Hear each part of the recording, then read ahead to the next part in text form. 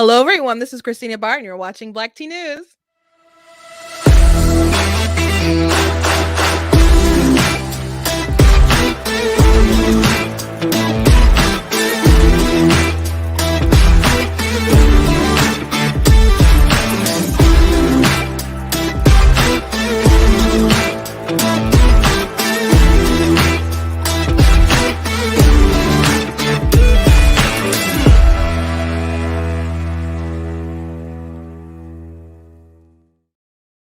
Hello. Welcome to Black Tea News. You guys know on Saturday night, I like to pick out some TikTok videos and go through them. I got one that from a snippet of the interview with Joe Biden and Lester Holt, and man, it is beyond concerning. The comments in their video was also concerning, so I want to break that down a bit. I want to talk about this video from a teacher. I don't know how much of an activist she is herself, but she's definitely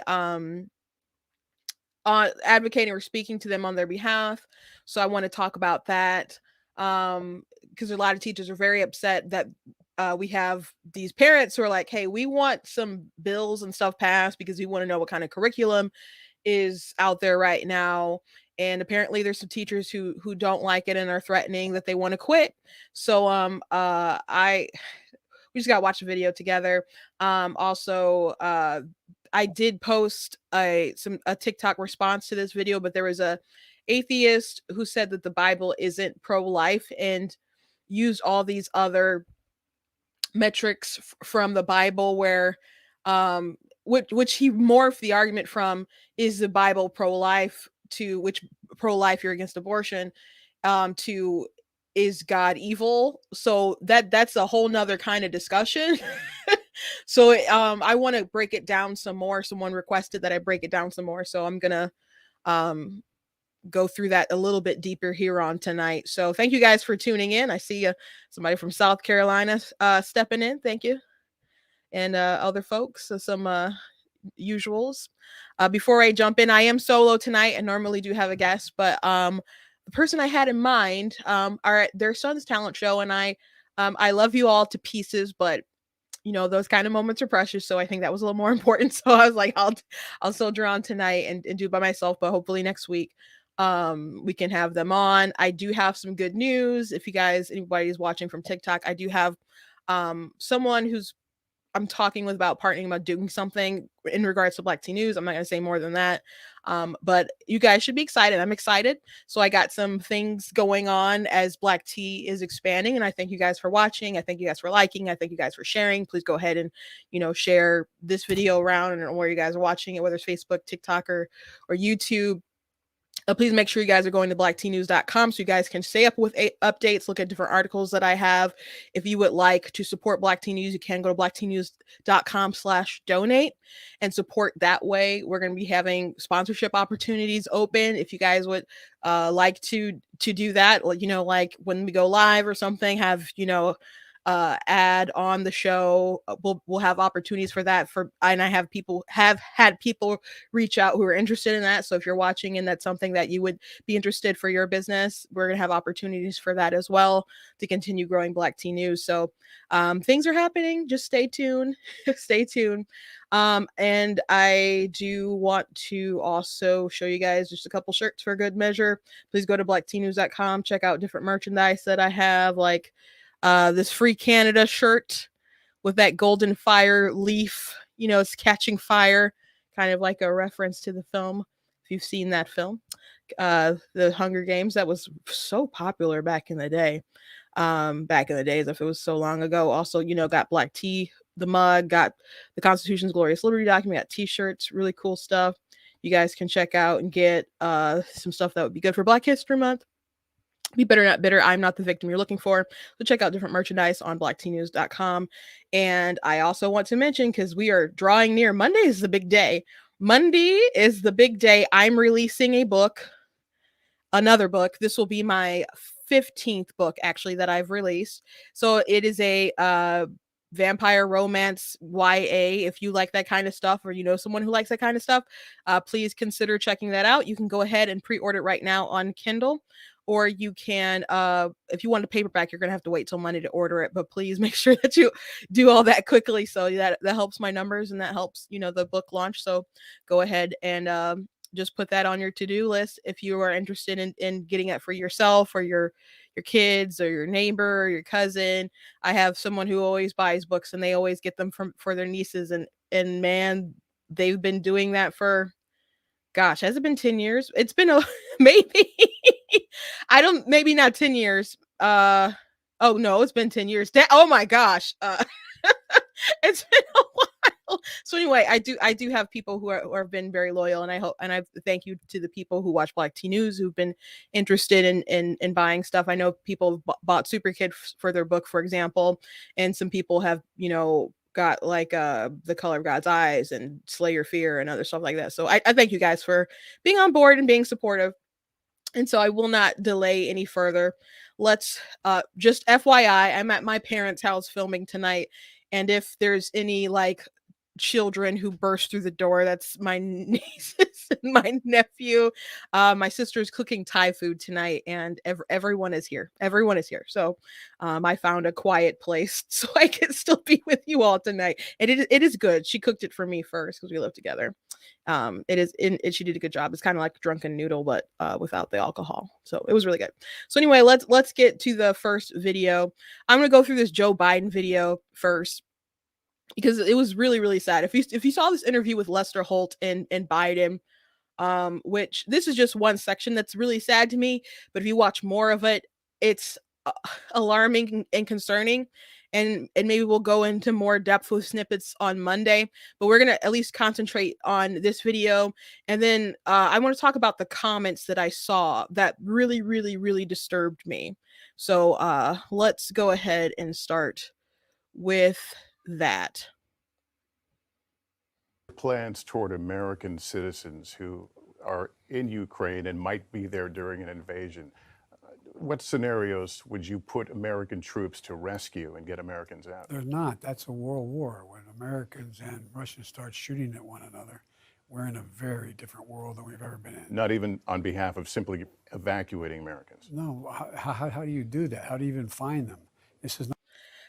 So this is wild to me for the president of the United States, and this is reminiscent of like of Afghanistan.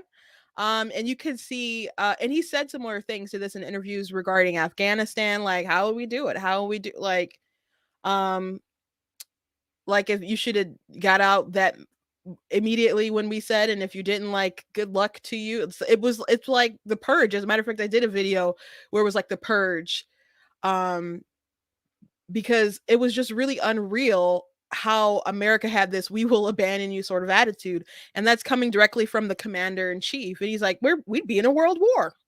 He's like, no one's coming to get you at that point. How would we find you? It would be so impossible. Obama can like do drone strikes on wedding days when he was president, but Biden can't get you Americans out of Russia if there's some kind of situation. He's just like, it. I wash my hands of it. It's impossible, and I don't think it should be impossible, or that's not the attitude. And even if it were impossible, that is not the vibe you give off as the commander in chief. As This is not how you show confidence around the world. This is not how you show confidence to the people who put you in charge.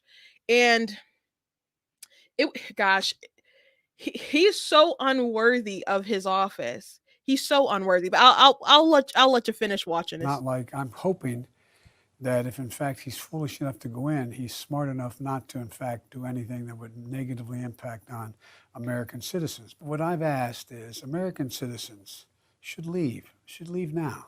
We're dealing with one of the largest armies in the world. This is a very different situation and things could go crazy quickly. Oh boy. Okay.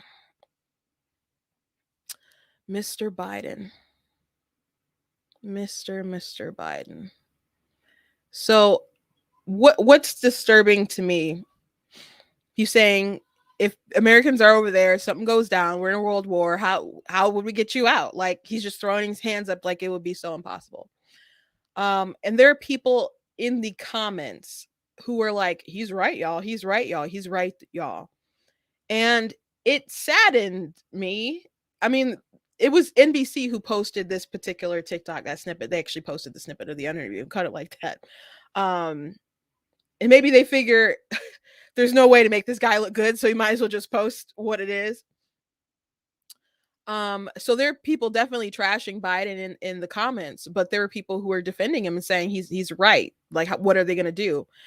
And it saddens me that there's people who have this view of America, because that wasn't my impression of America growing up, or the commander in chief. I was born in 89, I don't really remember the politics, of the day really going on prior to, I mean, really, I guess really prior to the Bush years, really, as far as me paying attention and sort of the political climate and stuff, which I guess is pretty good, since there's other people who don't pay attention to politics at all till they're like in their 30s, or maybe farther than that. But people, and I don't care how you felt about Bush at the time, but he had this attitude about him, and he had this reputation of being the cowboy. And whether people thought he was like in, I don't know, too much business around the world and whatnot, I, as an American, had the attitude that if something happened to me somewhere else around the world, the cowboy would move heaven and earth to get me home. Now, you could say that's a naive opinion. There's people who, get captured and whatnot all the time. Um, Perhaps, but that I still had an assurance and a confidence in America, that the nation, that we don't just leave people behind. That's not what we do. And that the president was willing to go in and get people if something went down. So when I was in the 10th grade, me and my family, we went on the mission field to the Philippines, and the lovely people there in the Philippines, but it was dangerous to go at the time. As a matter of fact, the State Department did issue a warning and said, travelers, and we shouldn't have gone, according to them. And there were some terrorist acts that had happened not too long before that. There were some people who were kidnapped. There was a bombing not too long before that as well. So I'm just not blowing smoke up your butt. It was a dangerous time to be going to the Philippines. But we prayed about it, and we felt that we should still go. And it was my dad and my the 4 oldest children in my family. So that was my only brother. He's a second, and then the 3 oldest girls. Eldest girls. So we went to the Philippines, and it turned out that there was a civilian who was following us with a satellite phone in case we got kidnapped. So and we didn't find that out till like we were near about to go. But I had a confidence still going in that if something did happen, the US would try to get me home. They would try to get me home within their best abilities. So this thought process, given, I mean, granted, Russia is like, he said, like, if something goes down with Russia, that's like World War sort of, territory, I guess. But to just have this, you're on your own, like, what can we do? How would we even do it? That's not a question he should be asking Lester Holt. He should be saying, we're going to get it done, and give me answers and give me solutions, but not to Lester Holt, to his generals, and you make it happen. They had an attitude about that in Afghanistan after things went, crazy, and they had pulled out, and they didn't, they lost a lot of areas that they had secure, and there was a chaos at the airports. And basically the terrorists were like running the country as they were trying to get people, or was transitioning into running the country as we were just like leaving out. And they're kind of like, well, what are we going to do now? We're like, we have to seek out diplomatic solutions for people left behind.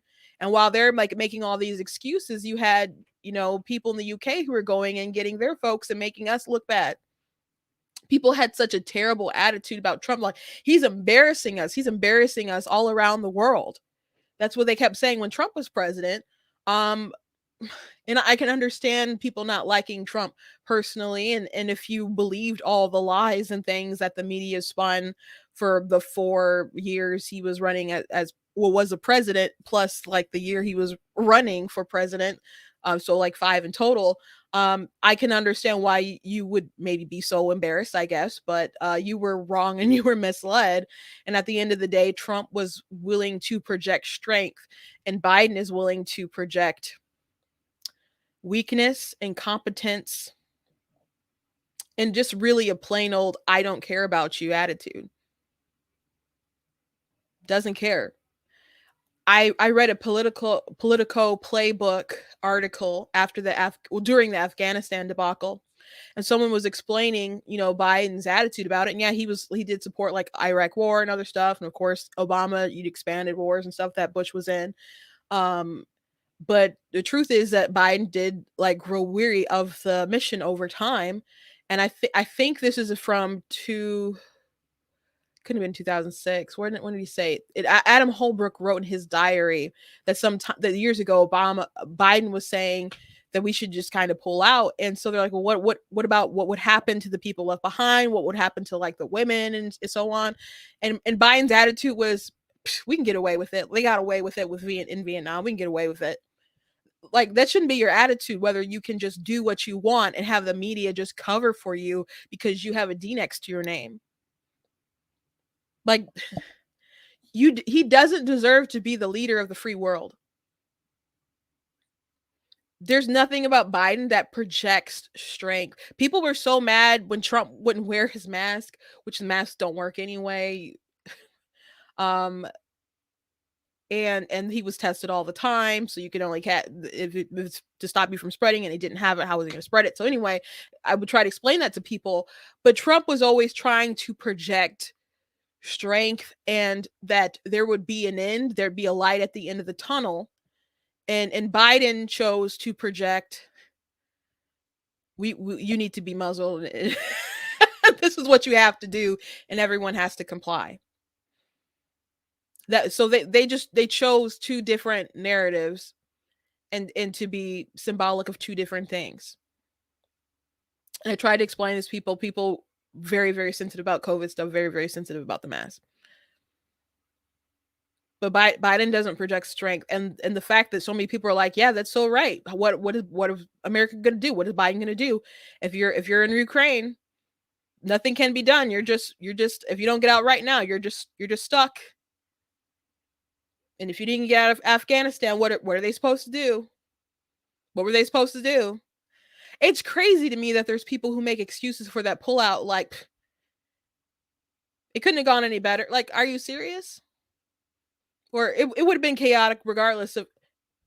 Well, one, he's the president, so it doesn't matter. It's the buck stops with him. That's what Biden keeps saying, though he keeps, talking about his predecessor and other stuff as well.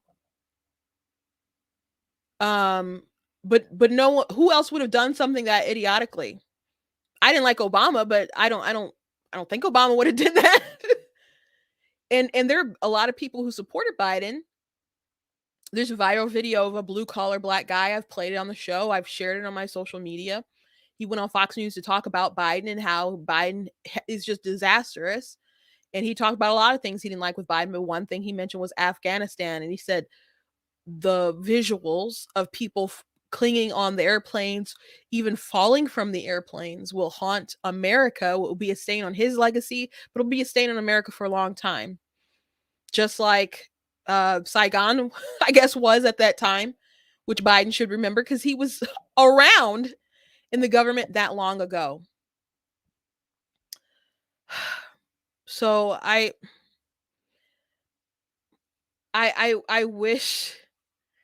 wish he wasn't president so bad. I I don't know why he felt so entitled that he would keep running and running and running. And now he's here and he doesn't have the strength. He doesn't have the stamina. And but on top of all those things, he doesn't have the brains. He never had the brains. He never had the guts. He never had the integrity. But on top of that, he just doesn't have the heart for it. He doesn't have the heart for it. He's very fortunate that he could just basically campaign in his basement. Like, he didn't really have the heart for a true campaign. He was carried across the finish line, I guess, by the media and the elites and the billionaires who poured in money for their election. Was it Time Magazine wrote about, oh, how we saved the democracy? I'm like, y'all just wrote an entire article about how y'all basically rigged the election, huh? Like, it was, democracy didn't need saving. We didn't need you to interfere. You could have just let like the people like decide naturally and not have your fingers in everything. But you did, because you wanted this bozo to be in charge. So it drives me crazy that people thought Trump was such an embarrassment. There's nothing that Trump did. I'm sorry if you thought you were angry because CNN told you that he fed koi fish wrong. That's not worse than what we saw in Afghanistan. It's just not. I'm sorry if he walked in front of the Queen for half a second, according to the angle that you were watching on CNN. Not more embarrassing than Afghanistan. And it's not more embarrassing than this interview. Telling Lester Holt, like, oh, what can we do? You're just going to get left behind. That's what it is. And people are like, well, at least he's honest. He's not, it's not that he's honest. Well, he's a quitter. This isn't how America's supposed to be. We have a determination to be the best, to always find a way to do the right thing if we can. And again, maybe you might be saying, Christine, you're so naive. That is what we're supposed to project, and that is what we're supposed to inspire within the other American citizens. And if the president doesn't have the heart or the courage to do that, I don't know what to tell you. Like, who you vote for matters, who you elect matters, who sits in that chair in the Oval Office matters, who stands behind that podium matters. And he projects weakness. He flaunts it all over the place. That is Biden. So it made my heart heavy tonight, and I just wanted to share. I just wanted to share. I'm sorry if I upset you all. I'm sorry if I upset you. I'm gonna play one that I think is funny. Cheer us up a little bit. You guys know how it is with kids in cell phones, right? This is like the only like. No, I got one that's also funny too. So let's watch this.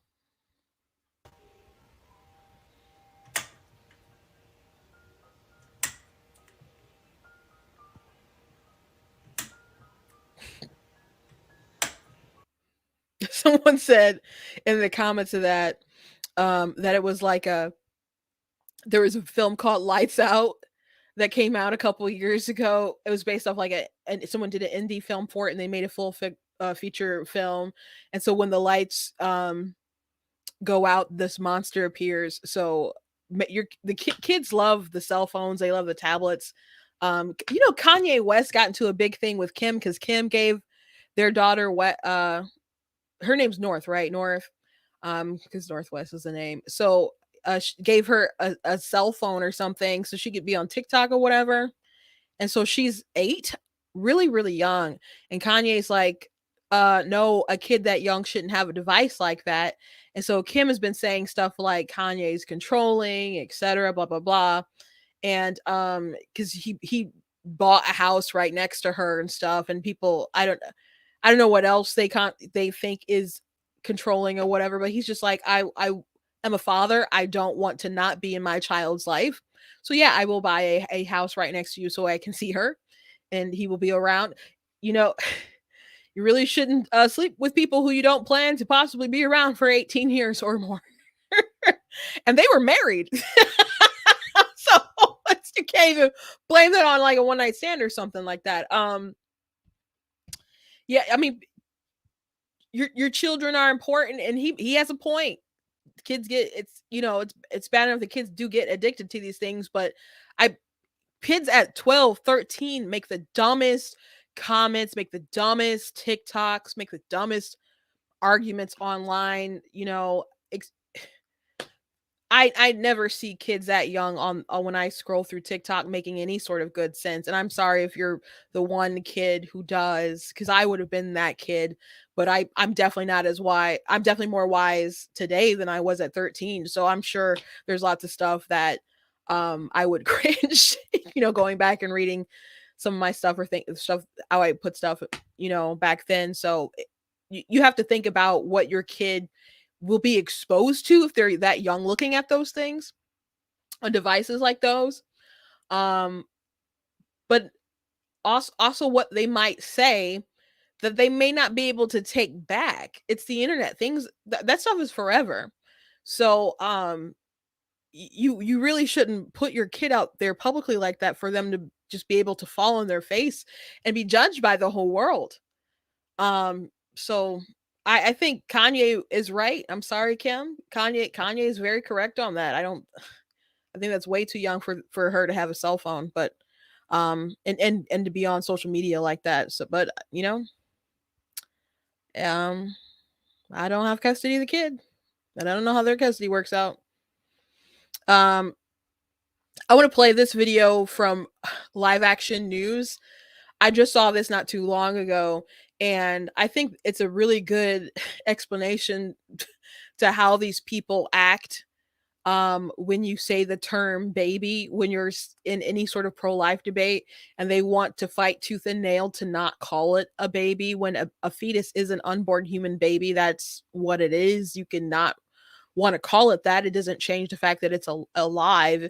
And in a lot of these cases, when you argue with people, they ultimately they don't care that it is alive. They still want to do it regardless. So it doesn't even make sense why people want to argue like that. But it's so funny because the comments are going to prove her video correct. Hey, funny seeing you here. What are you shopping for? Hi, yeah, I'm actually just here for some apples. Cool, I'm getting some fruit too. Twins. Yeah, twins. Except I'm not getting fruit, I'm just getting apples. You are too funny. Oh, I wasn't joking or anything. I'm not getting fruit, I'm just getting apples. Oh, well, I mean, an apple is a fruit. Nope. An apple is an apple. Oh, right, yeah, I'm not saying that an apple isn't an apple. I'm just saying that it is a fruit. It's not wrong to say either of those things. One is specific, one is a little bit more broad. Ooh, sounds like you are misinformed. An apple is an apple, it's not a fruit. Listen, I gotta get going now. I'm late, but have fun finding your fruit.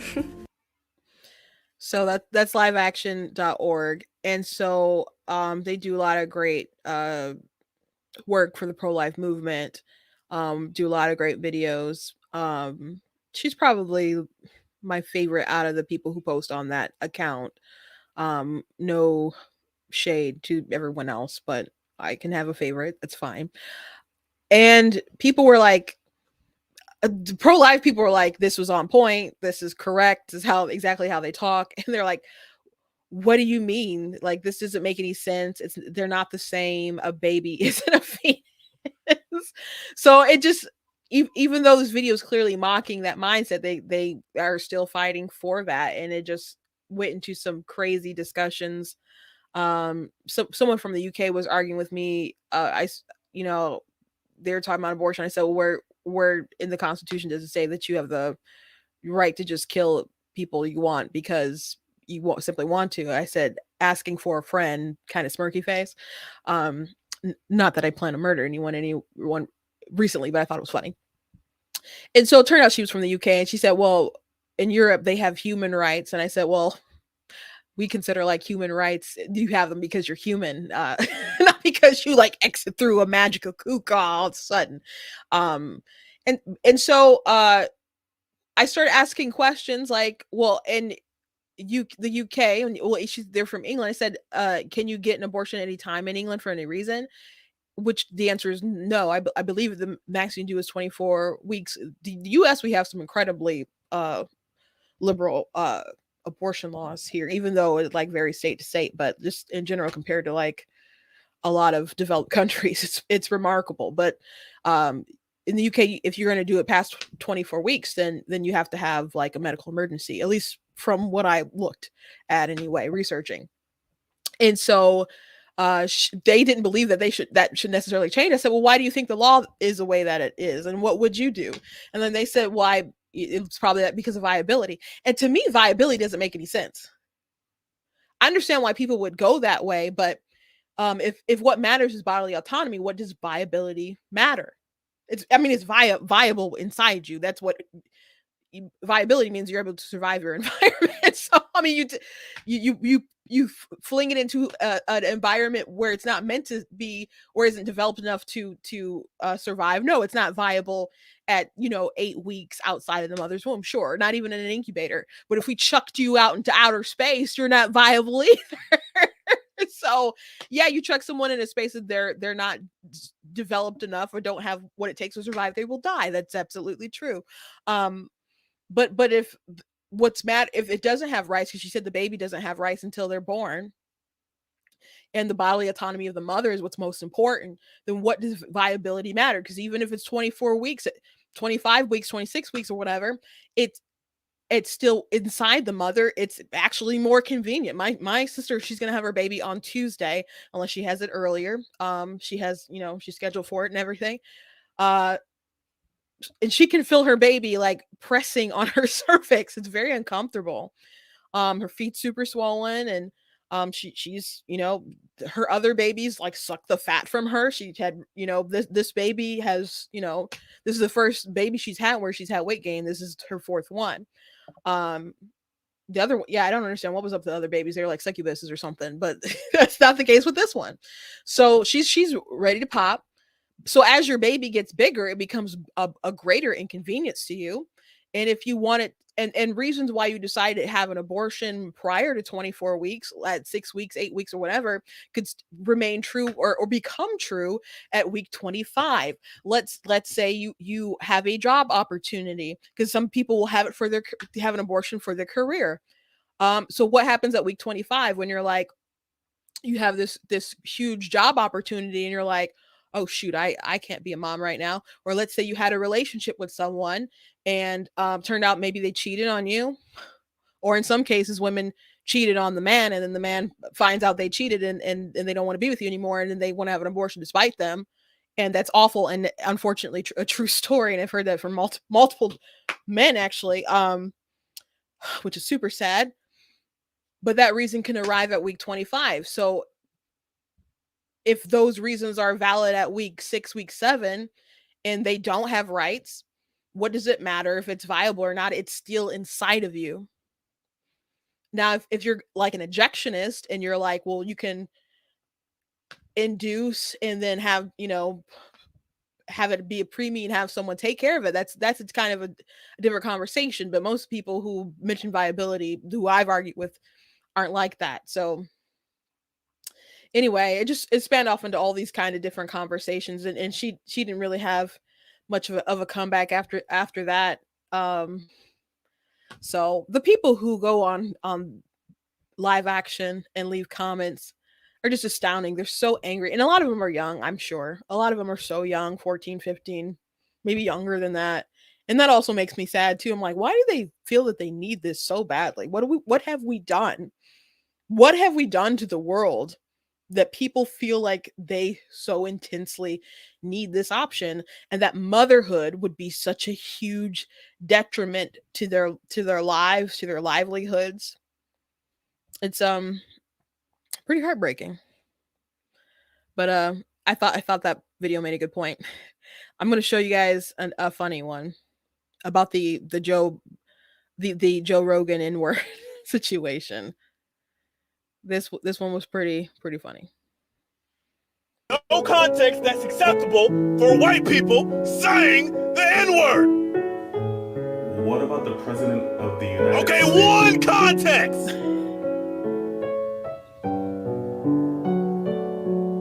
What about actors like Adam Driver and Two contexts. So of course, I'm sure you guys know that Joe Rogan was in some hot water because people want to cancel him. So someone went and watched a lot of his old stuff where he was using the N word and did a compilation sort of thing. Now he wasn't calling someone the N word, but the context was that he was talking I don't know, quoting rap songs or lyrics, but he wasn't using it derogatory towards someone else.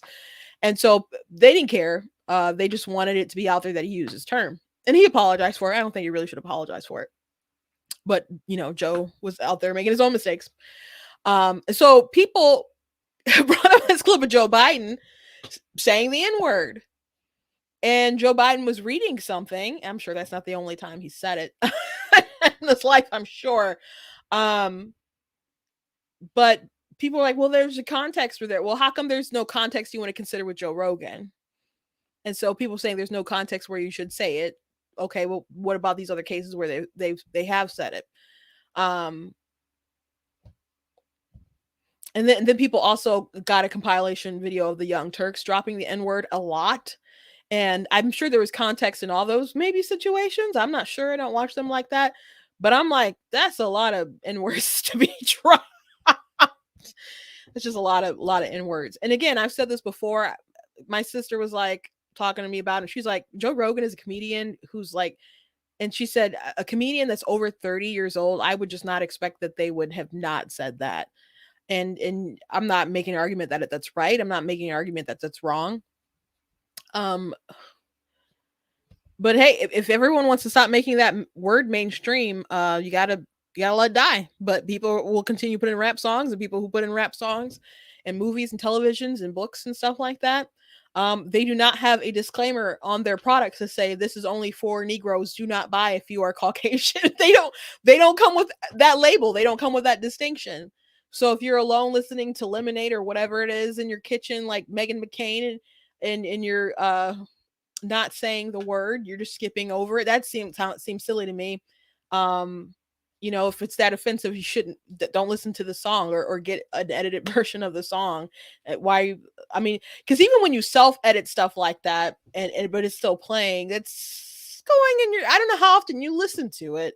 But if you're singing along, it's likely that maybe you'll slip up a time or two. So I would recommend getting something edited. I mean, there's this Billie Eilish song called Happier Than Ever. And the melody is great. She has some really great lyrics in it. But I'm like, and I was hearing it everywhere. And I used like an edited version of it with some of the swear words out for like a TikTok or two. And I'm like, you know what? The song's really good. And I'm not going to listen to it with all this explicit language and stuff. So I did a project. I got the music and I rewrote it and I made it a Christian song. So I'm like, well, at least here's me singing. Now, not everybody can sing. I can sing. So I guess I had that option, and I had a microphone and I had software and I knew how to do it. And it took some time, and I thought it was a fun project. And other people who liked it, you know, who listened to it. So it was a fun thing to do. But I wasn't about to listen to that nonstop and have that in my head. So if you really want that sort of language to die, do not actively and continuously promote it. Got some other people, fellow Michigander here in the chat. I don't know if you guys know where I'm from Michigan, but I am from Michigan, streaming from Michigan. So let's get to this teacher thing. This is what I really wanted to talk about tonight. So there's teachers who are very upset, apparently, because of all these parents who are upset because of activist teachers, because of like critical race theory, which is racism. I've talked about critical race theory a lot. It doesn't teach, it embraces subjectivity. That's what the literature says. And I'm not talking about some offshoot sort of person. I'm talking about Kimberly Crenshaw, one of those people who are like considered, kind of the founders of it. And, it requires an activism element to it. That's also in the writing as well. So these people who want to change the world, it is a course that you take in college and like law school, I guess. But do you really think if they want to change the world and change our laws and change our culture, that these people would just wait for the chance that your kid graduates high school, goes to college, decides to become a lawyer, and then goes to law school? Or do you think they sprinkle that everywhere where they can? So at first, when people were saying critical race theory is in the schools, they'd be like, no, it's not. But then they got really mad when people were banning it from schools. And then they're like, how dare you? So it is in schools. I've seen elements of it. Chris Ruffo, is it Rufo maybe, does a great job putting all this out there, gathering evidence from different kind of schools. There's some people who have sued because there's places that are actively segregating kids, changing different sort of standards. So people are upset about that. People were upset about a lot of this gender ideology stuff, and parents want some kind of transparency. And apparently there's some teachers who are upset and thinking about quitting. So this is where this video comes in. And this isn't like a huge account on TikTok, but this video in particular did get a lot of plays, and I came across it and I was gonna comment anyway, so I thought I would do a live with you guys. Here we go. So a really hot topic right now on teacher TikTok is this Indiana education bill. And I'm seeing a lot of teachers talk about it and saying things like, oh, these politicians are so stupid because don't they know that we're all just going to quit, that we're going to have a mass exodus of teachers at the public school level at the end of the year? Like, they're so stupid for not knowing that. They're not stupid. That's the point. They want public school teachers to leave education. They want you to quit. Okay, so if you're mad and upset because you can't indoctrinate your kids, I do hope you quit. I do hope you quit. If you're mad, like, oh, I'll show them, I'll just leave. Like, I'm sure parents are like, see you later, because there are some good teachers who have left because they don't like a lot of this garbage that's been enforced within the schools. So I'll let her talk a little bit more. They want to deter other teachers from other areas who are highly qualified from coming to public schools in Indiana. Okay, here we go. That's where I want to stop it, actually. Okay, so she said that they want to deter these really, really qualified teachers from coming in. And that's why I guess they're ticking them off, willing to tick them off. And she'll get to why she believes that. But I just want to say this first. If you are a teacher and you are upset because parents want some kind of transparency, they want to see you post a curriculum online,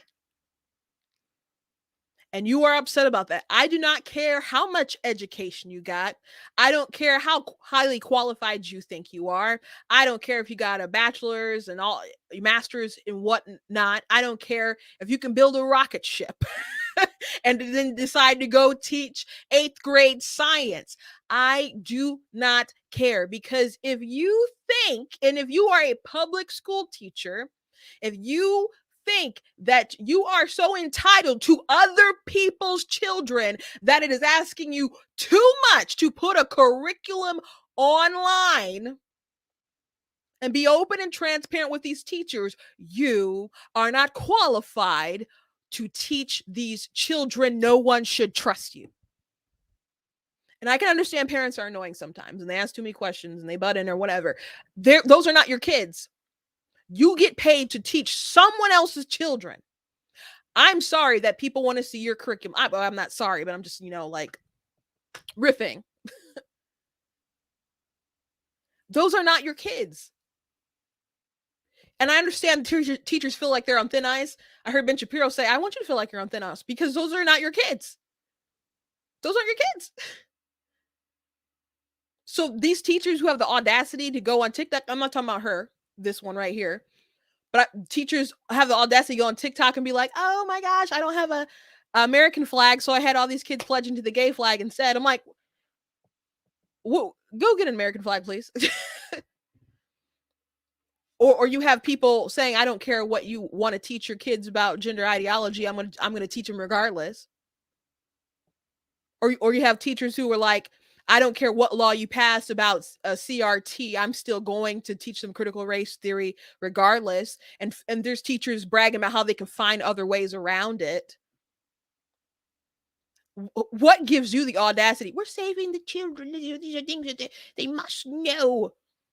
In your activist, demented worldview, sure, I guess you believe that.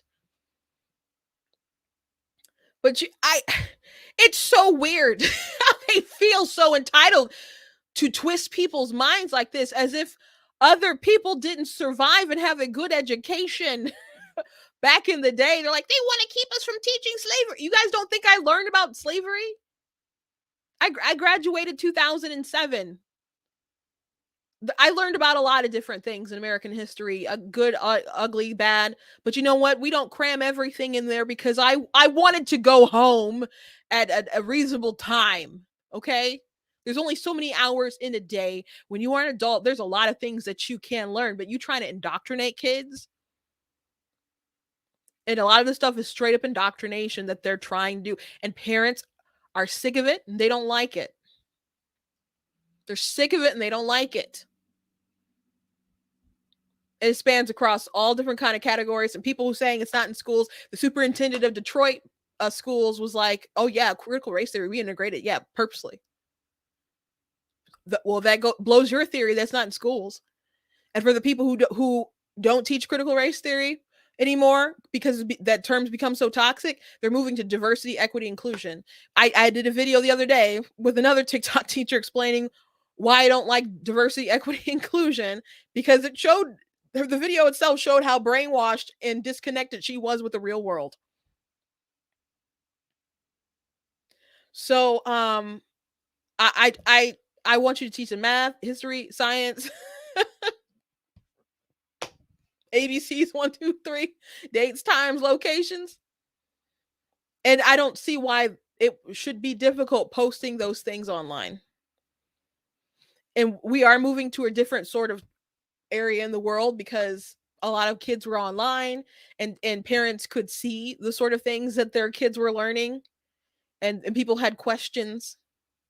So yeah, for Virginia, that race got pretty contested, pretty hot. And of course, we had Republican victory there. You had the Michigan Democrats tweeted out something. No, I think this was on their Facebook page about how parents shouldn't have a say or don't have a say. And if they want to have a say, then they need to go to private school or do something along those lines, as if their taxpayer dollars don't fund public education. And they ended up deleting that eventually. And it was so ridiculous what they were saying, like parents shouldn't have a say in their school because they said parents are the client, like the society is the client of like the public schools. How are parents not part of society? So Republicans saw that and they're like, is this even real? And people had to keep posting links back to their Facebook page. And they're like, oh my gosh, this is real. And Republicans and Democrats, other people were looking like this is crazy because at the end of the day, people care about their kids. And people have an attitude because parents care about their kids. It's a blessing when parents care about their darn kids. You see kids who their parents don't care about them. My gosh. And even if they're not like total wrecks as far as like discipline, and doing like breaking rules in school and all that other kind of stuff, some of them are so broken when their parents don't care about them.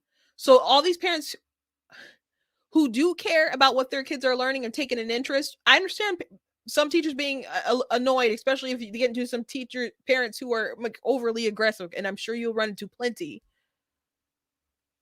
But I don't understand where they get the audacity to be like, well, I'll just quit. Bye. Let's go. Let's move on. They want their best teachers in Indiana who can probably go get jobs elsewhere because they have master's degrees and years of experience. They want them to quit. They want to lower the quality of public education because that bill is not just about posting your lesson plans and parent approval and all of this other nonsense. It's also about what parents approval and all that other nonsense. The attitude is redonkulous to me. How do you people feel so entitled to such privacy with other people's children? How? Expanding the voucher program for private schools and charter schools. Okay, so she thinks that they want to make public schools so terrible that all these teachers who have a funky attitude because they can't indoctrinate your kids in private, are they want to drive them out and make the quality really bad. Which, if you have that sort of attitude, I don't think you're probably a good teacher anyway. Maybe you're very prestigious in all these sort of academic accomplishments that you have. But again, um, I don't care. You probably shouldn't be teaching the kids. So again, goodbye. So they think they want to lower public education to drive them out, so people will destroy public schools in general, so people will go vouchers, charter schools, etc. So I don't know how many like meetings she's gone to with these parents who are really frustrated with these teachers and the indoctrination and CRT. But I've talked to quite a few parents myself and been to meetings and actually taught parents about the evils of critical race theory. So at some of these meetings and the media bias and all kinds of other things. So anyway, there's a lot of parents who feel like they could just pull their kids out of school. And if it were me, I would just pull my kids out of school. There's no way I would put my kid in a public school. That's my attitude. But there's a lot of parents who feel like that's not a good solution, because not every other child has that option. Because maybe you have a single mom who has to work all these hours with a job by herself or whatever, and she's got 3 kids and can't feel that she can't do homeschool. Okay. Maybe there's people who are like too busy, and then there are people in the comments in this video like, well, this is really, really terrible because low income people need public schools. And I commented, I said, a lot of low income urban areas would really like vouchers and school choice options, actually. I mean, in Detroit and stuff, there's all kinds of stuff like people will meet together to push for some kind of school choice options. And I know other states do have better results than in Michigan. I have a cousin who lives in Arizona. She was so glad to know that she could take her taxpayer dollars and put it towards her children's education the way that she wanted to. The only like caveat is like 10% of it still has to go into public schools, but other than that, you can take your dollars and spend it how the parent would want. Now, I think that's more than fair, that if you really care about the children and what's best for the children, why can't the parents have that money to decide what's best for their children? And I do understand that puts public schools in a bind if they're not good enough to compete. I understand that puts them in a bind. And it does sadden me that there's all the places that I went to, like in my urban city, when I growing up, those schools are gone. Webster Elementary, Washington, they're gone. I would have gone to Pontiac Central if I didn't move out elsewhere. That's gone too. Everyone's got combined into Northern, and that became Pontiac High. And there's a lot of different reasons for that, including mismanagement, people moving elsewhere, people stealing money. To be frank, there's a lot of corruption in these public schools. A lot of people don't spend money well. They're a lot of public schools are like, they need more funding. They need more funding. They need a lot of people mismanagement, and a lot of people are immoral with it, to be frank. But anyway, back to these parents.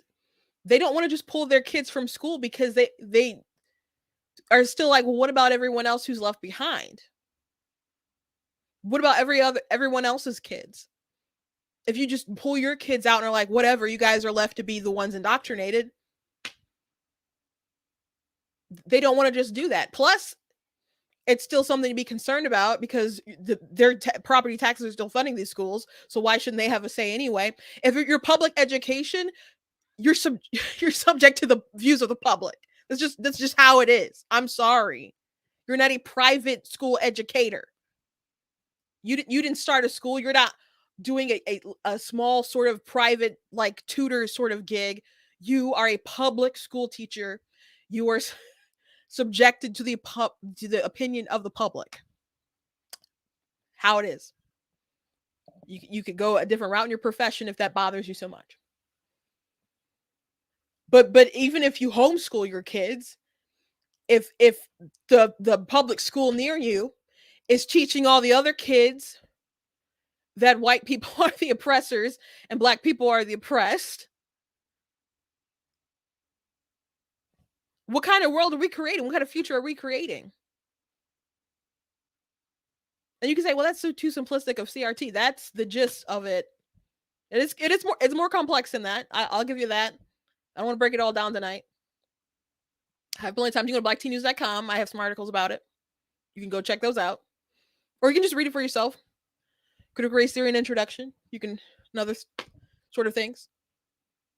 It's not objective, honest history, as the people would say. Literally says it does not embrace, that it does embrace subjectivity. It is not about straightforward thinking history. There was a CNN video. They were trying to make, like, I don't know, Republican parents look like dumb hicks who didn't know anything about the topic.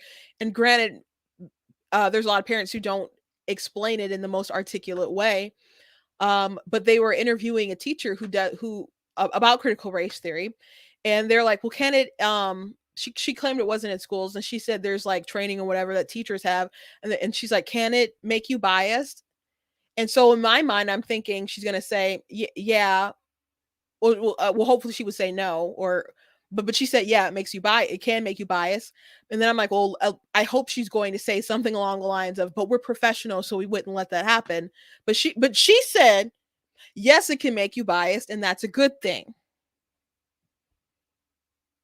So those are the kind of people who advocate for this stuff, FYI. And that's not only it. Like they're upset about, again, I can understand about being like, oh my gosh, I have to put all this stuff online and blah blah blah, to a degree, but I think you should get over it and just do your job. Because again, you're a public school educator. But think about these parents who had their kids go on like privilege walks. Think about these parents. There's a black woman. She found out that the school was segregating kids. Think about in states where they're like, we're going to drop standards for like math and reading and all this kind of stuff because we want we don't want these different scores between different minorities and stuff. So we just want to get rid of standards. Think about in California where you had school teachers indoctrinating kids, preying on kids, recruiting them for these different LGBT clubs, and making sure that they weren't official clubs, so they didn't have to tell parents that they're a member of it. And then they got a 12-year-old girl and convinced her that she was a boy, changed her medical records. And then when they told the parents, then they didn't react the way that they did. They like reported them.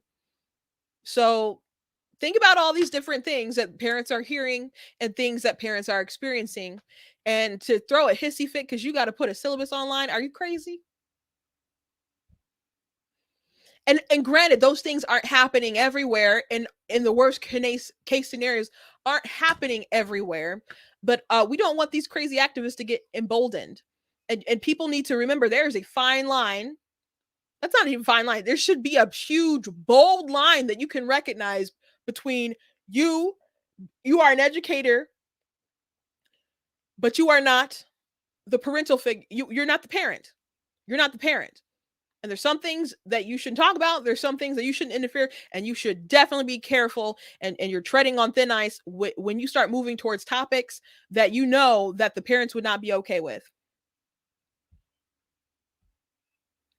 Like these teachers who think like, oh, I don't care what you say, I'm going to teach them about gender ideology. You better sit your butt down.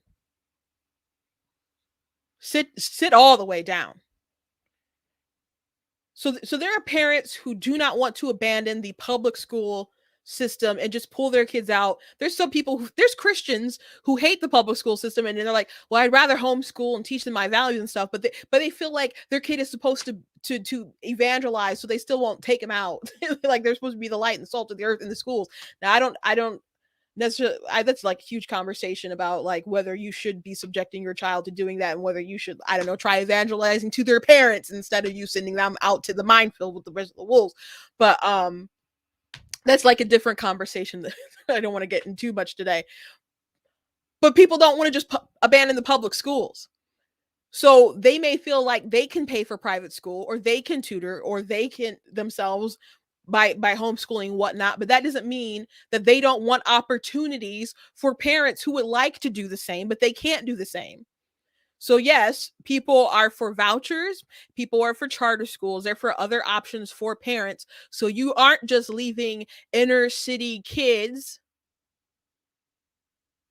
to just fend for themselves in a system where people want to indoctrinate those children and tell them that there's a whole world against them, that the world is systemically racist, and just kill sort of the hope in them, build them with a resentment. And you can say that's not what we're doing. Yes, you freaking are, when you it's like the whole world is against you because there's systems in place that are meant to oppress you. When you're teaching things like that, you're creating a bitterness, you're putting a chip on people's shoulder. That's why people felt that they had the right to burn and loot in 2020 from city to city. I've saw the videos of people beating up other people, lighting stuff on fire, threatening folks, carrying their weapons. And they're like, well, we out here terrified and terrorized by these white people and the system, blah, blah, blah, these police, blah, blah, blah. You're creating monsters. You are not creating productive members of society who are going to go out there and change the world in spite of it. You are creating monsters. And maybe a lot of you guys can't see that. I think enough of you know. I don't. This is the first video I've ever seen of this woman. By the way, I don't know if she's a cuckoo activist. But I don't like her video. I don't like her video. So you don't have to like go on her page and terrorize her or whatever. But I don't like this video. Let's move on. They want to lower the quality of public education by forcing these teachers out of their positions so that they can allocate that funding to public schools and private schools. What about these schools though that are forcing this sort of ideology, and they're losing good teachers who don't want to teach this stuff to their kids? Or like, in my good conscience, I can't do that. It's happened. I've seen videos of teachers going to the school board meetings or whatever, and giving tearful speeches about why they have to feel that they have to quit because they cannot teach the certain things within good conscience. So I'm sure there's schools who want to force out good teachers as well. It's like not a one-way street there, sweetheart. This bill was never about answering parent demands. When have we ever seen a bill based off parent demands in recent years? What? Like, parents are voters. Parents' demands always should be pushing policy, and educators should always care about that stuff. School board members should always be caring about parents' demands. Legislators should always be caring about parents' demands. That doesn't make any sense. It's sense to me. But also, we've had a very different world where people have been looking at things online as their children have been learning this, doing this remote learning. And then you had, all these kind of crazy stories, like the father who went to the Loudoun County board meeting after his daughter was raped in a bathroom. And they're like, oh, we haven't had any issues in a bathroom. And he did get rowdy, and they did end up arresting him. And he ended up on the news and all this other kind of stuff. And that ended up in a letter from the National School Board Association to the White House, which they did coordinate together to write that, so they could send it off to the DOJ and be like, hey, can you guys like use the Patriot Act on some of these parents and stuff? Like, so it's kind of like an unprecedented time actually right now. So if you're like, well, this doesn't happen in recent years, this is an extraordinarily different age right now. When you got like the school board and the White House coordinating together to refer to parents as domestic terrorists, and an attorney general who wants to play into it to a degree, that's different. And you're like, and they want vouchers. They want options for their kids. And they want options for other people's kids. So you can't trap them in the inner cities with just anger and bitterness for the rest of their lives. Always about money. It's always about funding. We have to stop acting like these politicians don't know what they're doing in education. They know exactly what they're doing in education. This is purposeful. They are trying to force you out. I'm not saying you shouldn't quit, but we cannot talk about this bill as if they are not aware of the consequences, because they are aware of the consequences, and it's why they're doing it. I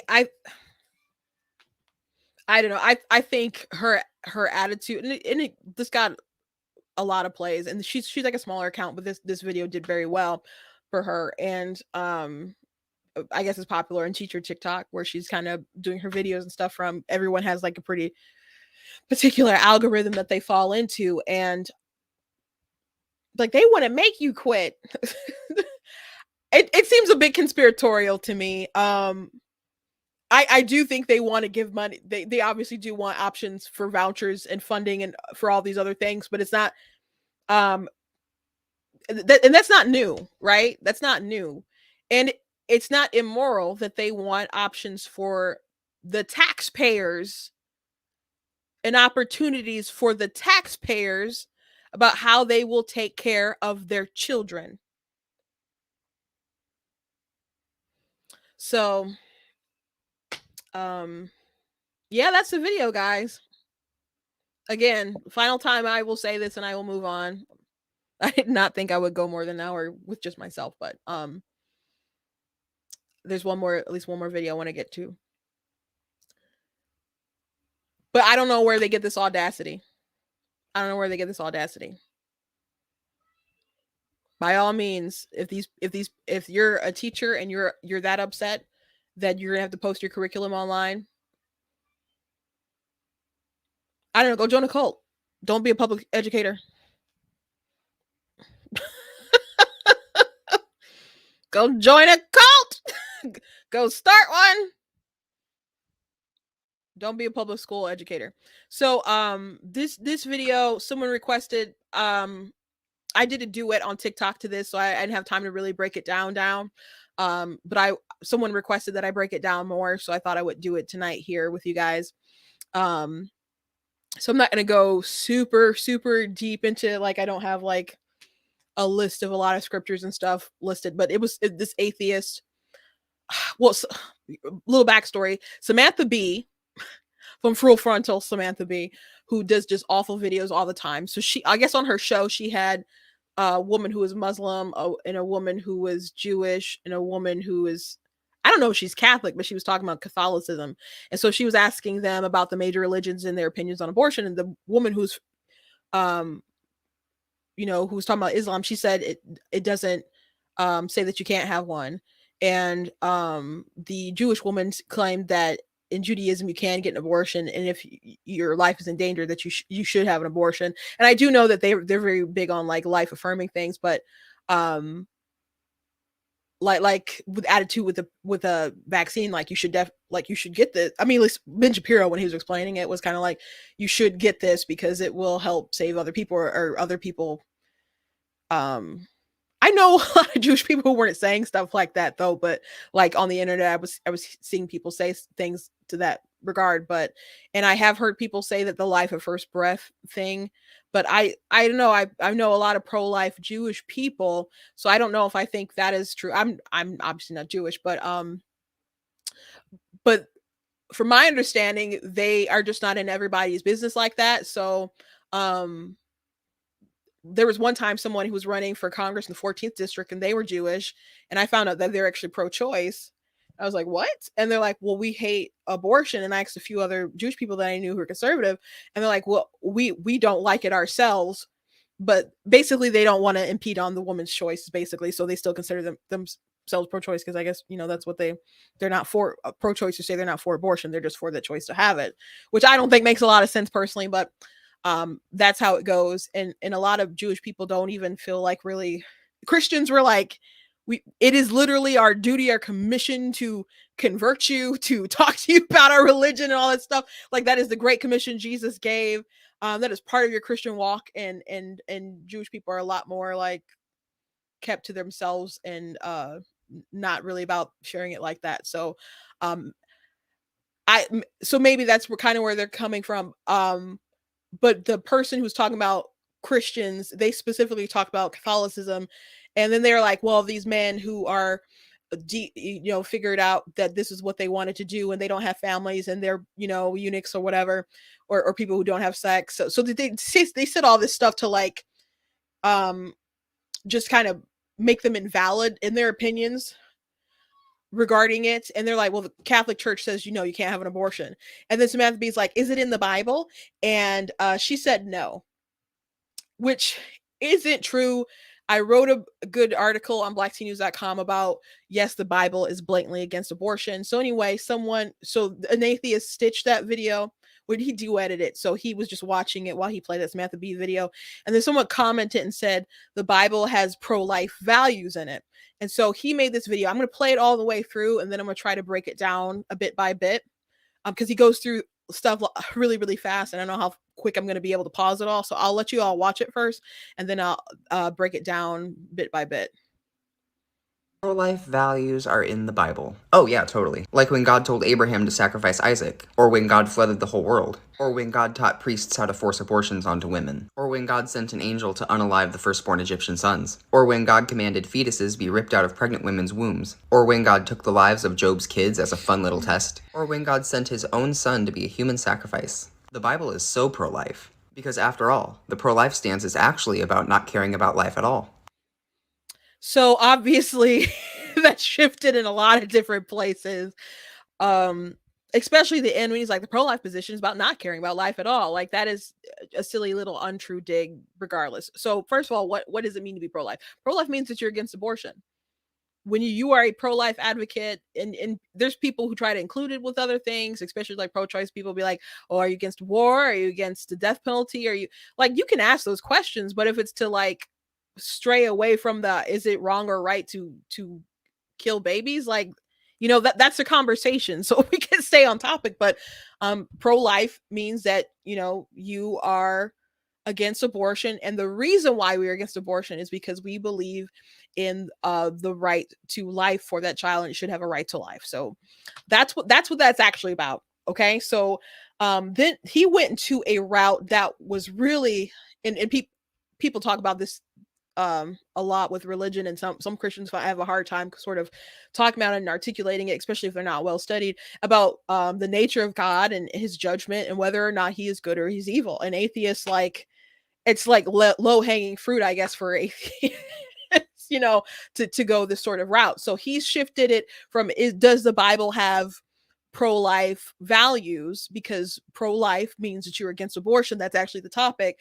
And he listed all these things to talk about God himself being, doing instances where he's killed, or he's had like Jesus sacrifice himself. And I'm like, so we're not even talking about babies majority of this time when he has this rebuttal. And then he's mentioning people who didn't die. He's taking scriptures out of not even like context, but he's like, one thing he's just like totally absolutely wrong. So let's try to break this down a little bit by little. Pro-life values are in the Bible. Oh, okay. So first of all, yes, pro-life values are in the Bible. I did an article on blacktnews.com. You guys can check it out about why the Bible is blatantly against abortion. And so first things first, the Bible says you're not supposed to murder people, okay? And you can say, well, it's legal in my country. Okay, but we're talking about what God of the Bible, all right, believes. And he hates hands that shed innocent blood. It's very clear that God values us and sees us prior to us coming out the magical portal of our mother's kukas. I don't want to say the other phrase, so enjoy the phrase kuka. You can, say that if you would like, I guess. God knows us in the womb. He's called us before that. He knitted us together. We're fearfully and wonderfully made. But beyond that, John the Baptist, he was filled with the Holy Spirit while he's a fetus. The Holy Spirit interacted with him when he was a fetus. He was able to recognize, Jesus. So, if to just believe that our value starts after we are born, or that we are not alive until we're born, that doesn't even make any sense scientifically. So yes, the Bible is blatantly against abortion because it's against us killing it's against us committing murder. So it's the person on Samantha B saying that, yeah, is it in the Bible? Yeah, yes, it's in the Bible. Yes, it's in the Bible. Is abortion specifically the procedure, like thou shalt not have an abortion? Why would they call it that back then? But it is clearly against killing, and it is clearly against child sacrifice. And it may sound crude to refer to abortion as that, but dudes, what else is it? Because 99% of the time when a woman does decide to have an abortion, it's from a consensual relationship. And yes, a lot of times it's because your birth control or whatever failed, but they'll decide, hey, this isn't right for me. It's not the right time. I have a career. I don't love this person I'm with. I have, I want to finish my bachelor's degree, whatever. So it's out of convenience. And you can think it's crude to put it that way. You're like, it's not convenient to have an abortion. Well, it's not convenient for you to have a baby. And you've weighed your pros and your cons. So I'm sorry if that's like tough for you to hear. That's what it is. So in Leviticus, God is very clear about how he feels about that. And people were sacrificing babies. They put them on like super hot, heated idols, and they would sizzle to death. So people fight for their right to abort their children privately in the safest, most convenient manner for the woman. But the big problem with the abortion industry and the abortion argument is that it ignores the child's life and their rights, their dignity. And I don't think we should do that. And God doesn't do that. So anyway, the Bible is blatantly against abortion. To find out more, you guys can go read that article on blacktnews.com. It digs more into it, and I can word things more elegantly when I put them on paper. So you guys can go check that out. So yes, the Bible not only expresses pro-life values, including, like a lot of people say, well, I need to think about me. I need to do what's best for me. The Bible is very much about it is better to give than to receive, about service, about self-sacrifice. So beyond the murder being bad, there's a lot about how life is bigger than yourself, that there's meaning and responsibility. So yes, there's pro-life values beyond just God saying don't kill. So and again, he's not about to talk about abortion, because the things that he's about to talk about are, there's like one reference that he's going to talk about that is like abortion related, but it's not even in the Bible. He's going to say something that's like totally false. And we can break it down a little bit why it's wrong. Let's go. Yeah, totally. Like when God told Abraham to sacrifice Isaac. Isaac didn't die. Isaac didn't die. Why bring that up? And you could, and someone like did bring that up in his video, and he's like, that's a cruel prank or whatever. There's a lot of different commentary that you can watch and listen to about that, including like people having seen this image that he was just like a tiny child and whatever. Like, no, that's not even the case. It's not even the case. And the story of Abraham and Isaac parallels a lot about God and Jesus himself, like being the sacrifice and stuff even later, and being that lamb that was actually crucified for our sins. So it's just silly when you're talking about abortion, a woman taking the life of her child versus someone who didn't even die. Why even bring that up? Again, he's shifting it. He's totally just abandoned the argument is the Bible against abortion to God is evil. And there's been plenty of debates on it, plenty of conversations. I've done a video too about it on TikTok, but my channel isn't really like directed. It's mainly political, so I do religious things time to time from time. I guess it's more than the average political person, but because that is like my life. You know, um but he's deciding to go into an entirely different direction, and I get it, he's an atheist. But here's the thing, here's what's really important. If you're going to, and I don't, I by the way, I firmly believe if you are a Christian you should be pro-life. I do not argue the Bible when I am talking about pro-life issues. I will defend the gospel if so there's a video like this or something pops up or someone makes a point, and I can use scriptures or whatever to a believer who's maybe pro-choice, and we're both subjected to the same level of authority, so maybe they will respect where I'm coming from or whatever. But if you're just like a random person, or I'm having just a normal pro-life pro-choice debate with someone, I'm not going to bring up my religion, because what does it matter if you don't serve Jesus and you don't believe in the Bible, you think it's all spaghetti monster in the sky, whatnot. It's just a waste of time. And so he's talking about stuff that he doesn't even believe because he wants to own the Christians. So, and many times people have pushback against atheists who try to use the Bible to own the Christians. And then when they push back, they're like, well, I don't even believe in this stuff anyway. So a lot of times it's a waste of time. Someone asked me to break this down more, so that's why I'm doing it. I don't think he'll have a come to Jesus moment because I'm rebutting his video or anything like that. But if you are going to bring up the Bible, if you're an atheist or agnostic or whatever, or you're arguing with another Christian, if you're going to bring up the Bible in an abortion debate or something, then you have to play by the rules of what that book says about that level of authority. So for example, if my sister plays Dungeons and Dragons, if I was going to join in playing Dungeons and Dragons, I can't just all of a sudden, and she's the dungeon master or whatever, I can't just decide to up and be like, you know what, we're playing, the rules are different, we're gonna play Uno now. That's not how it operates. You have to respect the rules of the game and what they've laid out and play it. So if you're going to use authority of the Bible to argue about abortion, you can't just be like, God does this evil things or God kills, therefore you should be able to have an abortion. When God is the creator, he is sovereign, and he has commandments for his creations to follow, and what he decides, that is his judgment. You can't, you can question God from time to time. I suppose people do, but how can you possibly judge? There is no one to judge him. There's no one above him, and he can see. He's all powerful, all knowing. He's everywhere.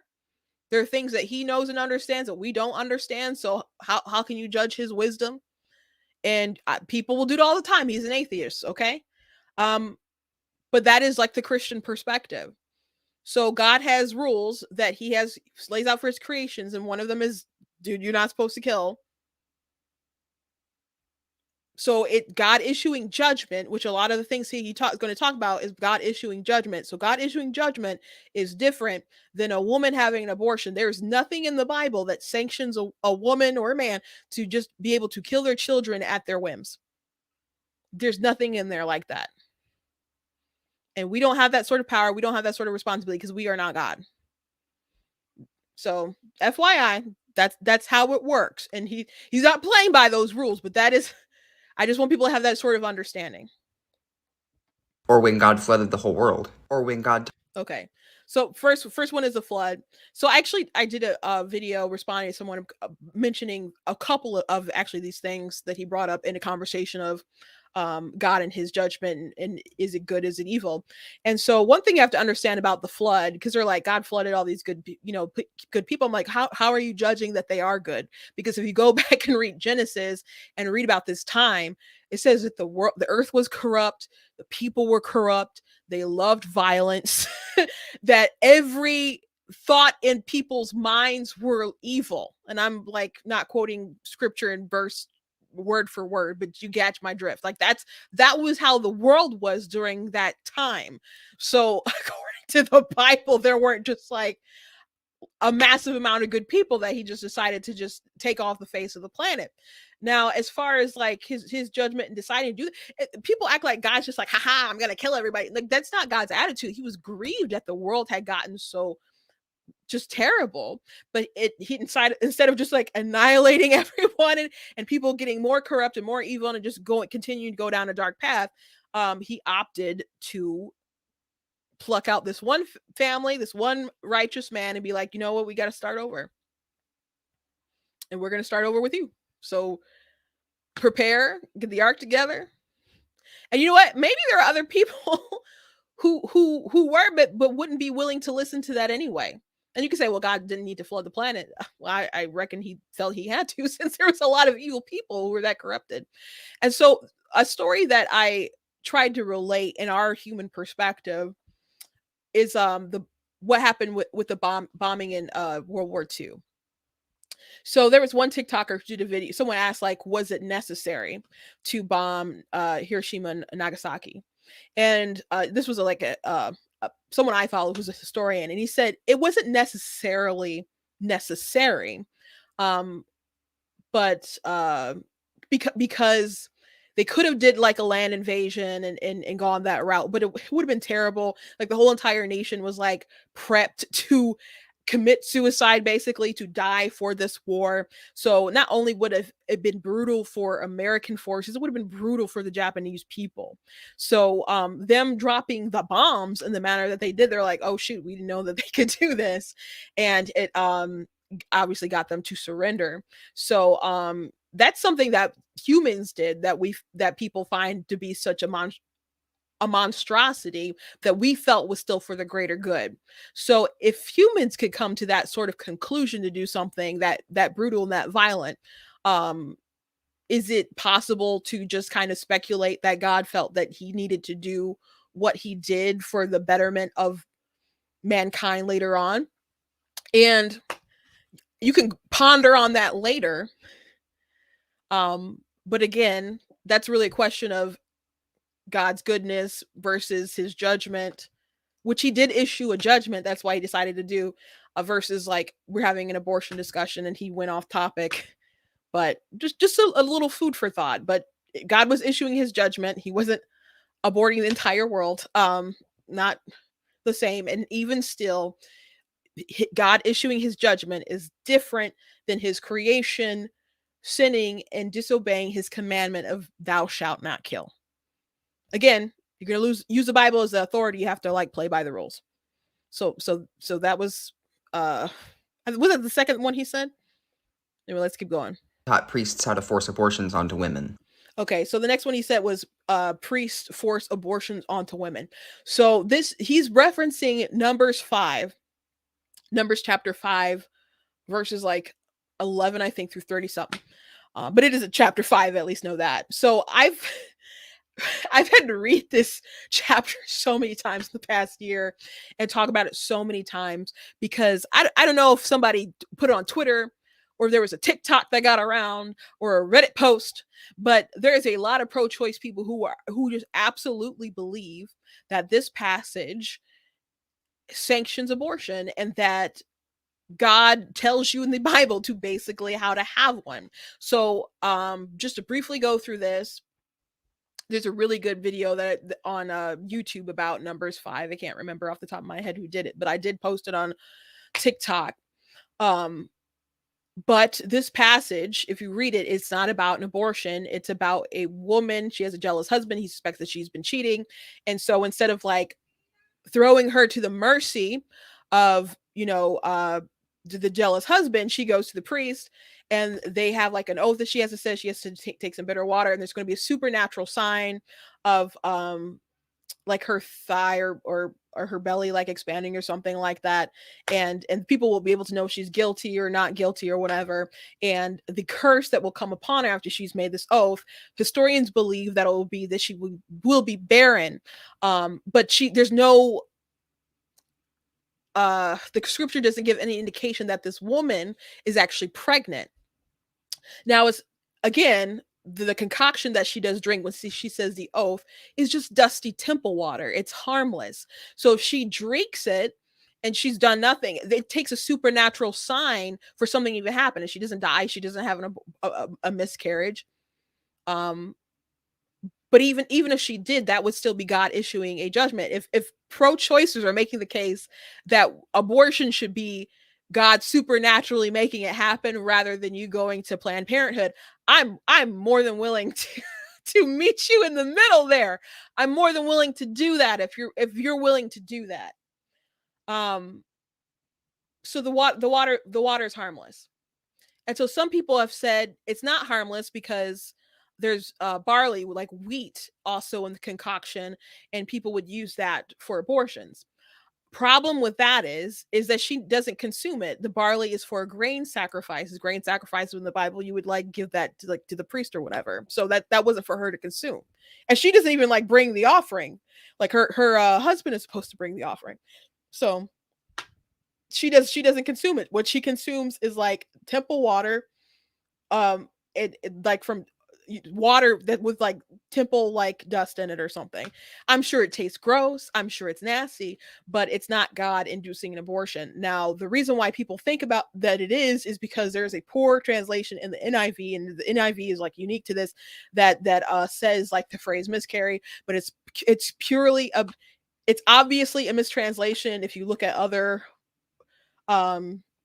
translations in the Bible talking about this event, and again, there's no indication that the woman is pregnant, and I can understand so many people like being confused when they specifically read the NIV, and I don't know how many people read the NIV like that.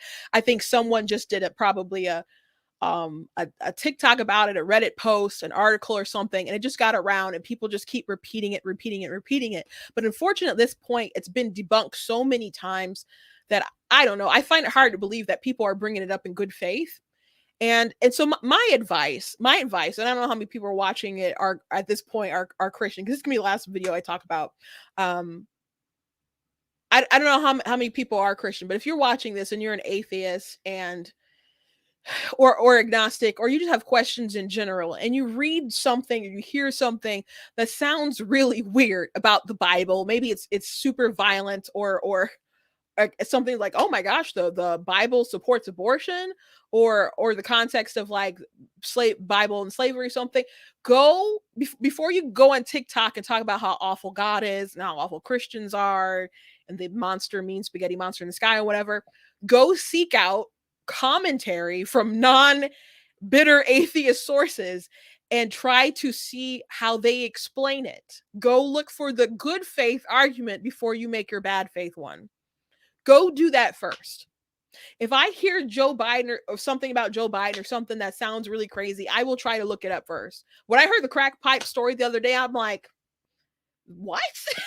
And at first I was hearing it from like credible sort of people, credible sort of places. And then as the day went on, it just more and more piled up, but it was so weird. I'm like, how can this be true? But I'm like, look more into it. I'm like, dear God, this is like legit. And so people did come and try to fact check it, and the White House denounced it. But I don't know, their denouncement thing is not really coming together, in my opinion. But I've talked about that on the show throughout the week. So I don't know. A lot of people are talking about, because they're still like smoking kits, and they won't elaborate there's alcohol wipes and chapstick. That doesn't mean that there's crack pipes. But there was someone that the Free Beacon, which Free Beacon's not the first go-to source that I jump to, but they claim that an HHS spokesperson specifically mentioned the crack pipes and stuff. So I'm like, okay, because Jinsaki said there's misreporting. I'm like, was it misreporting, or did someone give out the wrong information? Because this story sounds really fishy now that you guys got caught.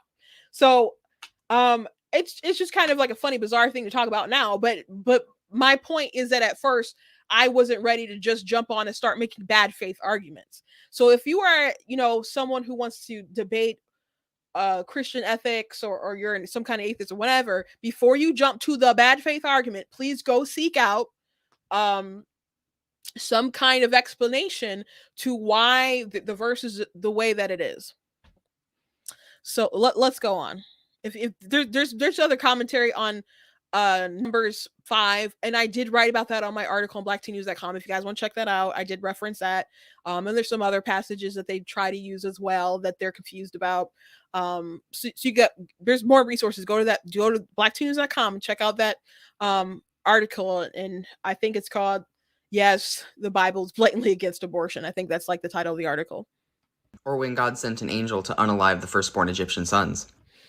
That's also a judgment case as well. we know that the Egyptians also did the same to the people of Israel as well. They would not let them go. They were keeping them enslaved, and that wouldn't just be something that's exclusive to little children anyway. That that. And there's also still the mercy of people putting that on Lamb's door. Of course, that is what he told Israel. But if you were an Egyptian, you would peek and like, what is they doing over there? You just be like, let me just put that up and see. So, yeah, again, that's God's judgment. That's not an abortion. That's and you can question whether the God was right or wrong for doing that. Or not, but that's still not the same as abortion. Judgment is different than abortion, than his creation choosing to reject God and sin and kill their own child. It's not the same thing. Or when God commanded fetuses be ripped out of pregnant women's wombs. Or Now you might be like, what is he talking about? So he's talking, I think anyway, I think he's talking about Hosea chapter 13, when Israel has like super gone against God and turned very, very wicked. And it's like a prophecy about what's going to happen because they have gone astray. And so they are delivered repeatedly. They sin, they're delivered in the hands of the enemy. They come back, they win, they sin, they deliver it into the hands of the enemy, etc. And war is always brutal, but back then it was especially brutal. So that's not God sanctioning people ripping babies out of stuff. That is just a prophecy about how bad things will be. So if you want more context, you can go, please check out that Bible verse, those passages itself, or go find some good commentary on it. You do not again, you don't have to jump to the bad faith argument. If you hear something challenging like that, go seek out good commentary that might explain it before you decide to just jumble everything in your TikTok. Or when God took the lives of Job's kids as a fun little test. Or God didn't take the lives of Job's kids as a fun little test. Satan went before God, and Satan did those things. It doesn't say that God took away his kids, his cattle, his everything.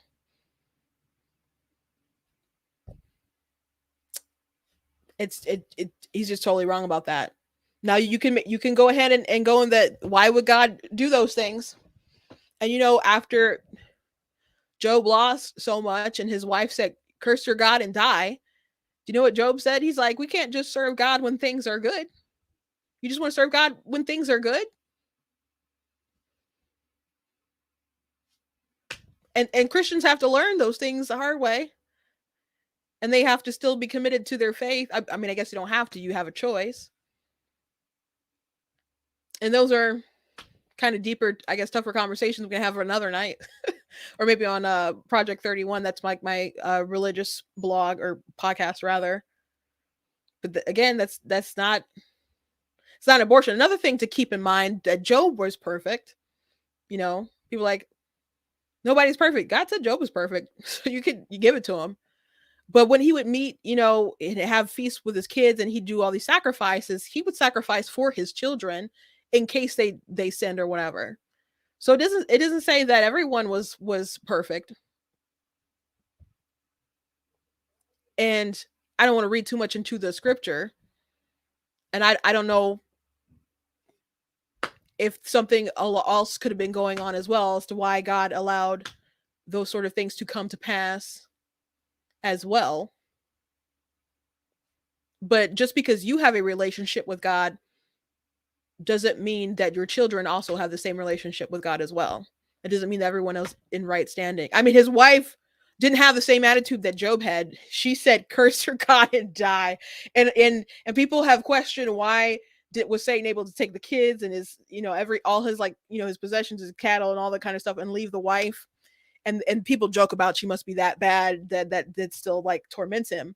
Someone had a commentary on, like, because he said you can touch everything but you can't touch him, and his wife is like a part of him because they're one flesh or whatever, because it's a wife. That was interesting commentary, but I don't think that's right either. But in my opinion, when someone close to you is trying to pull you down too, she was the one left standing and saying curse your God and die, and they're not with you, that hits different. that hits different. So I think that was just another test itself. And he still stood firm. He had like a bit of sadness in the next couple of chapters and so on. But he still, then he was like, I'm gonna wait until my, God said, gird up your loins, kid. He said, I'm gonna wait till my appointed time, time. I'm gonna wait for my change to come. And God gave him everything back. The people who talked about him brought him wealth, and he produced more children. So again, I would advise you, again, I'm already kind of way longer than I wanted to be in general, but particularly with this video too. I would advise people to go seek out good commentary. There's a lot of sermons on Job, but before you decide to like jump to the worst case scenario, again, God didn't do those things. You question why God would allow it. Regardless of that, still not abortion. Shouldn't have even been brought up in this debate. When God sent his own son to be a human sacrifice. Okay. God sending his own son to be a human sacrifice. Okay. One thing to also recall is that Jesus is God as well. Okay. Jesus was condemned to death by people. Jesus could have called a legion of angels to get him out of that. He said, no man take my life, but I'll lay it down. It's John 10 and 18, if I'm not mistaken. And I could be mistaken, but I don't think I'm mistaken. I think that's correct. So you could say his body, his choice. That was Jesus's choice to do that, so people could be saved. So it's not surprising to me that people who are so pro-choice don't understand the most beautiful sacrifice in human history, I guess. Maybe you just can't wrap your mind around it. And I've seen a lot of atheists try to twist this as if it's so dark and disgusting. And not just atheists, but a lot of pro-choice are saying like, well, God killed his kid. I've seen that repeated a lot, especially like on that app. Jesus was 33 years old. I mean, he's older than that in a God sort of sense, but in a God, as a man, Jesus as a man, he was 33 years old when he went to that cross. And he knew it was going to happen. And even when his disciples were like, no, like we will fight, we'll do whatever. He's like, no, this is what I'm supposed to do. And then he didn't stay dead. If you have an abortion,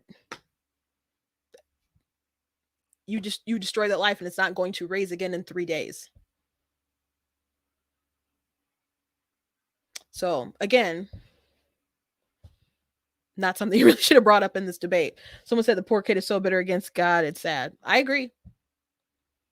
I think that was his final point. Now it's just the diss. The Bible is so pro-life because, after all, the pro-life stance is actually about not caring about life at all.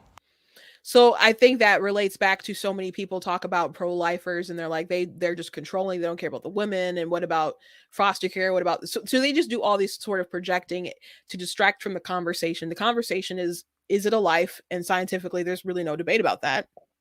You may not value it as a life. I don't really care if you value it as a life. Well, I do care. I think that's sad, and I would like to debate you out of that if I can. But there's some people who frankly do not care and are so stubborn. And at the end of the day, I just rather get Roe v. Wade tossed out, abortion abolished, and you just sitting up there mad. I mean, there are plenty of people mad when their slaves were gone too. You're just gonna have to be mad when that's abolished. If you are that gung-ho, you don't care if it's a life, and you like, I don't care, me, I if that's your attitude, I don't care if you're angry, and I don't care if you see my side. You can just be mad. You can just be mad like the people who lost their slaves, okay? You can just be mad that the world is different, finally caught up and started making some darn sense. You can be mad. You can be left behind. I don't care. But pro-life people are very generous. They're very charitable. They adopt. They foster. They have pregnancy crisis centers. They volunteer. They help women in need. They do missions. I talked earlier about how I do missions. And I have a small church. We don't have like a huge congregation or anything. We give a lot to missions. That's a heavy focus. That's a heavy focus. My dad will like take all what he has if he has to in order to help people overseas to do mission stuff. That's where his heart is. So I've gone overseas. When I talked about I was in the Philippines, we brought like stuff for orphans in the Philippines. So this whole we don't care about life, that's just the bitterness. That's the climax of the bitterness. So I hope that was a thorough breakdown of that video. Like I said, I talked way more than I wanted to about that. But it's so bizarre. I did a video where I did it very quick. It was just a minute where I was just like, that's judgment, that's judgment, that's judgment. That didn't happen, you know. So but someone asked me to break it down more, and so there you go. So that's my last one that I'm gonna show. I think I got through all the ones that I really wanted to anyway. But it's late and I didn't mean, like I said, I didn't mean to go that long. So and I'm gonna go eat my Thai food. So again, thank you guys for joining me tonight. I will have a guest next week for Let's Talk About It. I will be, live streaming throughout the week for 4 p.m. Eastern time, talking about the news of the day. I'm definitely going to look up more clips and talk more about that Lester Holt, Joe Biden video, which is just really insane. I mean, there's other parts of the interview where they're just absurd. Biden is so absurd. It's so absurd that he's a president right now. He's, like I said, he's incompetent, he's foolish, but he really doesn't have the heart he doesn't even have the heart to be president right now. The sort of moral courage that it even takes. So you guys can check me throughout the week. Please go to blacktnews.com. Please check out that article that I referenced a lot. It's a very good article. And I'll be dropping some more as well throughout the week. I'm really excited about someone else who will be joining Black Tea News as far as like with the website. It's going to be I think a name that you guys will recognize, especially like in the TikTok verse. But I won't give more away than that, but there's something cool coming. There's something very cool coming. So I'm very excited. Please check out different merchandise again on the website, like this Constitution is Glorious Liberty document. I will finally this week go through this video, the speech with Frederick Douglass. I will commit to doing that this month. I know I talked about doing it sometime in the past. I will commit to going through it with you guys this month. It's a really good speech, and the left really tries to twist it and use it to their advantage, but it's a great speech. Check out the I'm Not the Victim You're Looking For. And of course, he's a Denounce White Supremacy, Defeat Joe Biden shirt with a list of his racist history on the back. And also, please consider checking out my book, my new release that will be released on Monday, Valentine's Day. It's called Anubis, Princess of the Damned. It is a vampire romance book. So you guys can check that out. As a matter of fact, after I eat my Thai food, I'm going to film a little promo video for it. And at least explaining. I don't have the last fiction book I had like a huge trailer that I made for it, but I don't have anything quite like that for this, but I'm gonna like just do a little video going into what it is. But she's I don't want to tell too much about it right now, but there's a boy named Randall, and he thought he was in for a boring summer until a neighbor moved next door. And so she's kind of like the type, she's dated a lot of interesting men over the years, had a lot of interesting suitors, but she kind of likes a project. And so they go on like 3 different dates, and then he ends up meeting her father, who and this is like on the back of the book anyway. So he's the vampire king, we'll say that. And I don't want to give away what's unique about these vampires, but the lore is very different. I've never heard there's no other stories that has this lore as far as where the origin of the vampires. So I would encourage you to check it out. And there's also something else very unique to Anubis as well. So it's just a very cool book. It is in the perspective of a boy who's getting to know her. He's quirky. I think he's pretty funny as well. And the people in her life surrounding her, like he's adorable to kind of like link you into the story, I think, and him figuring out the intrigue with her. But once you start getting introduced to these other people in her life, that's when I think the book is like really interesting. And then this person himself, Randall, the main character who the story is around, it's really more around Anubis, but he's getting to know her. There's something going on with him as well. Let's just say she has, I'll just say it. She has this ability to sense out potential. So she's always throughout the years her most her biggest love affairs have been through people who weren't really that too didn't seem like they were too special, and they became like these gigantic sort of warriors and stuff. And her father's has been interested in them, so he's very quickly like becoming integrated with their world, and that intrigues her, but that also terrifies her at the same time. So anyway, check out my book, Anubis, Princess of the Damned. Is available for pre-order on Kindle right now, on Amazon, and the paperback will be available on Monday. So you guys can have to get that, and please get it when it comes out on the day, because that just makes everything better for me if you do. So please check that out. Get to pick up that book. If you go to blacktnews.com and go to the merchandise button, there's a banner with my books on it, and that'll take you right to ninjadustpublishing.com. But my website for my books is ninjadustpublishing.com. Ninja, like, the warrior, then dust, like God made man from the dust of the earth. Ninjadustpublishing.com.